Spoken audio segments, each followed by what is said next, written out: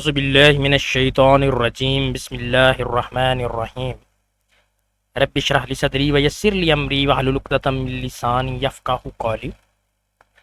अस्सलामु अलैकुम dear students, मैं हूं रिज़वान और आप देख रहे हैं एटीओ पाक डेली यूट्यूब चैनल।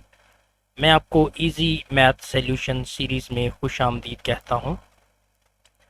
इस सीरीज़ में हम इंटरमीडिएट पार्ट 1 और पार्ट 2 की मैथ का सॉल्यूशन प्रोवाइड कर रहे हैं। डियर स्टूडेंट्स, आज के ट्यूटोरियल में हम एक थ्योरम डिस्कस करने जा रहे हैं। सेकेंड ईयर की मैथ के चैप्टर नंबर 1 में कुछ इम्पोर्टेंट थ्योरम हैं, जिनमें से ये पेज नंबर 19 पे थ्योरम मौजूद है और 1.5.1 प्रूफ मौजूद है ये बुक में। अपनी बुक ओपन करिए, पेज नंबर 19 खोलिए, वहाँ पे 1.5.1 आर्टिकल नंबर पे आपको ये थ्योरम मिलेगा। और ये वाला थ्योरम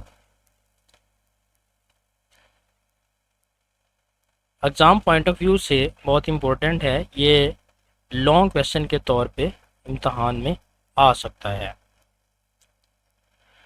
तो डियर स्टूडेंट्स, थ्योरम की स्टेटमेंट कुछ इस तरह से जो आपको स्क्रीन पे नज़र आ रही है, एग्ज़ाम में इसी तरह से ये पूछा जाता है। Show that limit x approaches to a x raise to पर n minus a raise to पर n divided by x minus a is equals to n a raised to power n minus 1 when n is an integer and a greater than 0.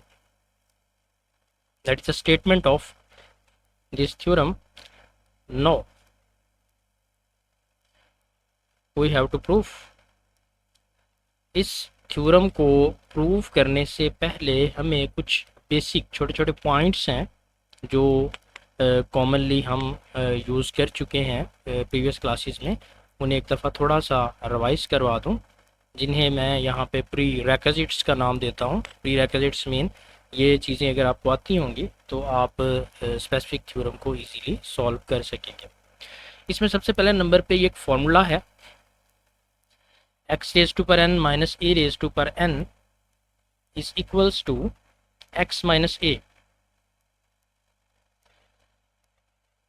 यहाँ तक तो बिल्कुल simple है। Next में आपने एक sequence mind में रखना है, तो ये फॉर्मूला आप इजीली याद रख सकते हैं। जैसे यहाँ पे x की पावर हमारे पास n माइनस 1 है, क्योंकि x रेज टू पर n का ये फॉर्मूला है। एक x हमने यहाँ पे लिख लिया, जब एक x यहाँ पे लिख लिया तो बाकी जो x है उसमें n माइनस 1, अगर टोटल पावर n है तो n में से एक कम हो गई। इसी तरह दूसरे नंबर पे a है, ए के हमने यहाँ पे लिख लिया और बाकी जो रिमेनिंग है वो 0 से स्टार्ट करके हमने इसे ऑनवर्ड लेके चलना है। अब हमने ये पहली टर्म तकरीबन 3 दफ़ा कंसेक्टिव लिख के फिर सो ऑन करके और लास्ट में एक दफ़ा इसी टर्म को रिपीट कर देना है। तो इसे कैसे लिखेंगे? यही सेम टर्म, पहले x है बाद में a है, पावर इसमें थोड़ी चेंज करते जाएंगे और आगे नेक्स्ट इसी टर्म को लिख के ये फॉर्मूला हम कंप्लीट करते जाएंगे। किस तरह से? x रेज टू पर n minus 1 a raise to power 0, x की पावर कम करते जाएंगे, a की पावर बढ़ाते जाएंगे। x रेज टू पर n minus 2 a raise to power 1, a की पावर 0 थी 1 हो गई, x की पावर n माइनस 1 थी n माइनस 2 हो गई। इसी तरह आगे चलेंगे, x रेज टू पर n minus 3 a raise to power 2, x की पावर n माइनस 2 थी n माइनस 3 हो गई और a की पावर 2 हो गई। इसके बाद सो ऑन कर देंगे और क्योंकि x की पावर कम होती जा रही है तो कम होते होते ये कहाँ पे पहुँच जाएगी? 0 पे पहुँच जाएगी और a की पावर n माइनस 1 हो जाएगी, क्योंकि a की पावर n फुल थी हमारे पास, a के हमने यहाँ पे लिख लिया, वो इसमें से कम करेंगे तो लास्ट में हमारे पास a रेज टू पर n माइनस 1 आ जाएगा। अब इस फॉर्मूले को एक नज़र आप देखें तो यहाँ पे x की पावर जो है वो n minus 1, n minus 2, n minus 3 और 0 पे जाके एंड हो जाती है।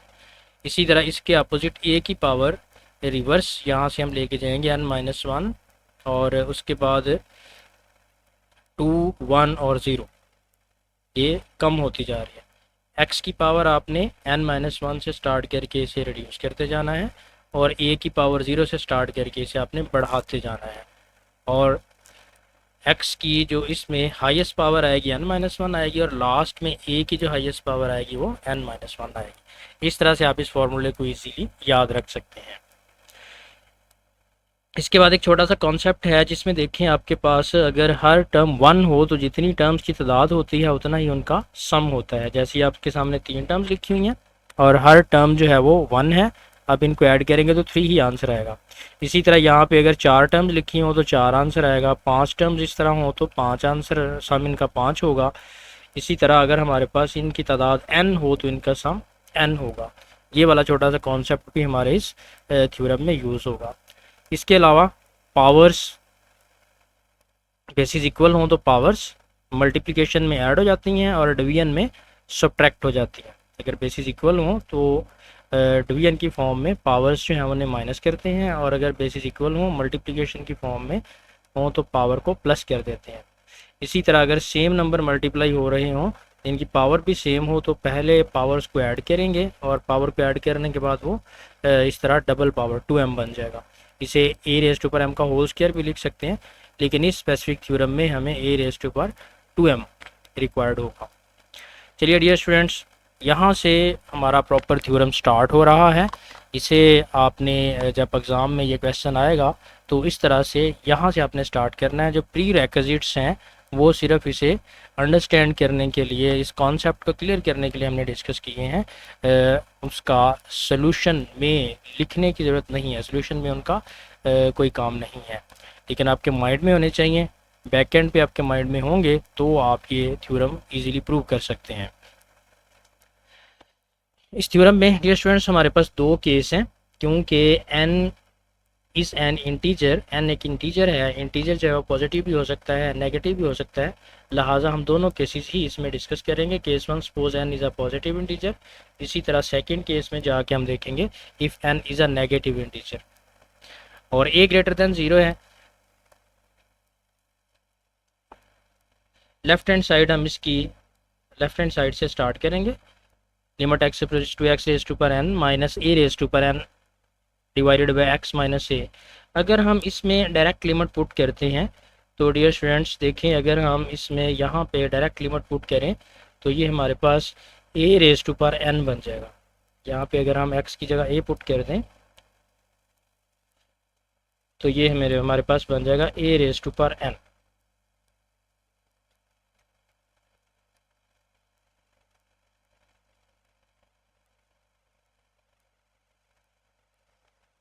ये स्टूडेंट्स यहाँ पे देखते हैं,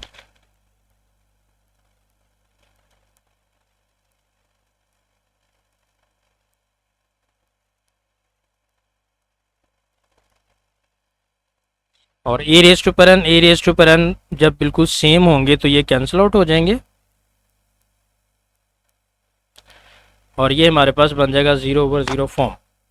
और जब भी 0/0 फॉर्म बन रही हो लिमिट के किसी भी क्वेश्चन में तो हम पहले उसे 0/0 से बचने के लिए रेशनलाइज या फैक्टराइज या कोई ट्रिग्नोमेट्रिक फार्मूला लगा के उसे हमने 0/0 से बचाना होता है।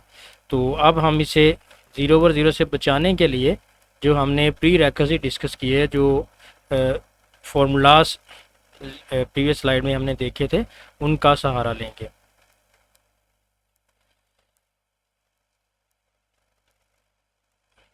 चलिए स्टूडेंट्स, फार्मूला ऊपर वाला हिस्सा जो हमारे पास न्यूमरेटर है x raise to power n minus a raise to power n, इस पे हम ये फार्मूला अप्लाई करेंगे जो लास्ट में हम डिस्कस कर चुके हैं। x raise to power n minus a raise to power n, x minus a, x की पावर n-1 और a की पावर 0। x की पावर को कम करते जाना है, a की पावर को बढ़ाते जाना है।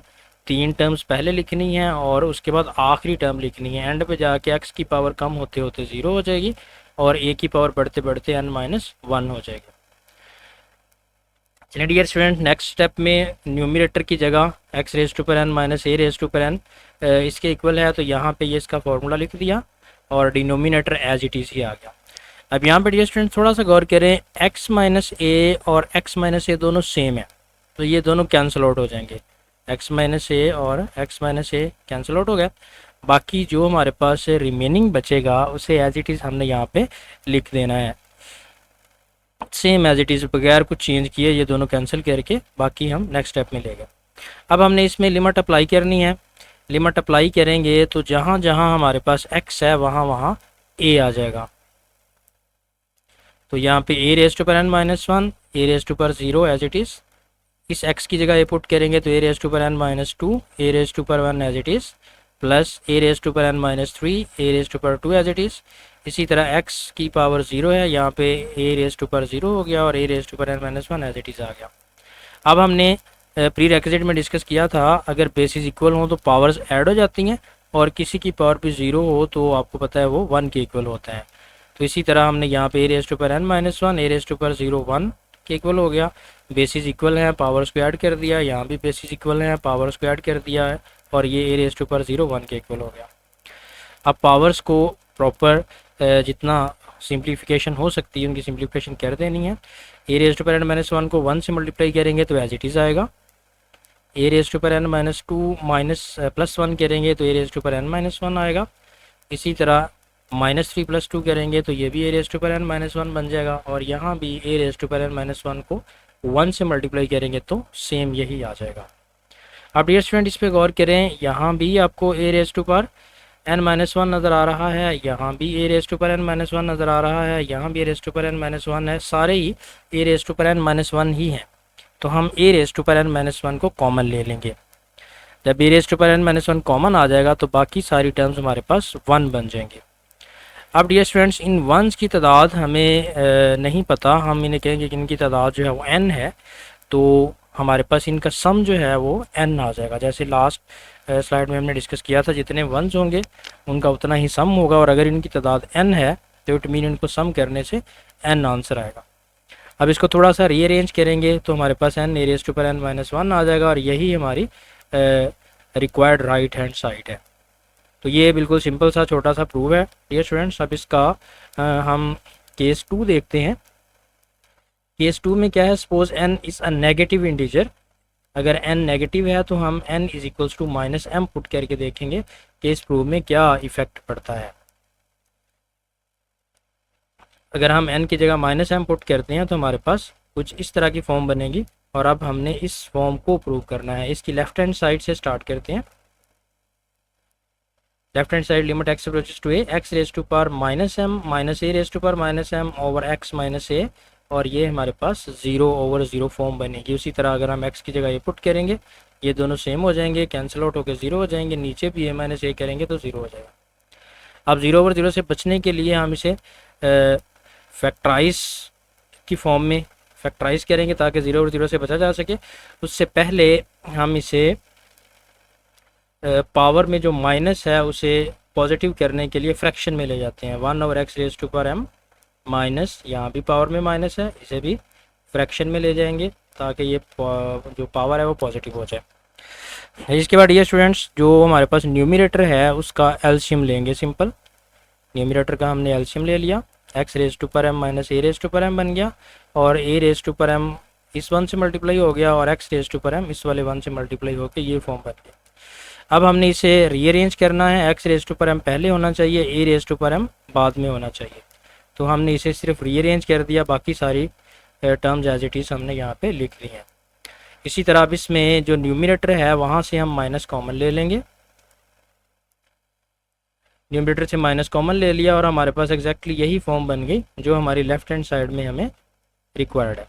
इसके बाद x raise to power m और a raise to power m को थोड़ा सेपरेट करके लिख देंगे, ये वाला माइनस, और x raise to power m और a raise to power m को थोड़ा सेपरेट करके लिख दिया। बाकी हमारे पास x raise to power m minus a raise to power m over x minus a बन गया। अब डियर स्टूडेंट गौर करें तो ये वही पुराना थ्योरम हमारे पास बन चुका है जो हम पहले प्रूव कर चुके हैं केस 1 में। तो हमने क्या करना है, लिमिट दोनों के साथ अलग अलग कर देनी है। Limit x approaches to a x raise to power m minus a raise to power m अलग कर दिया और ये जो पूरा फॉर्मूला हमारे पास बन रहा था, पूरा थ्योरम बन रहा था, इसे हमने अलग कर दिया।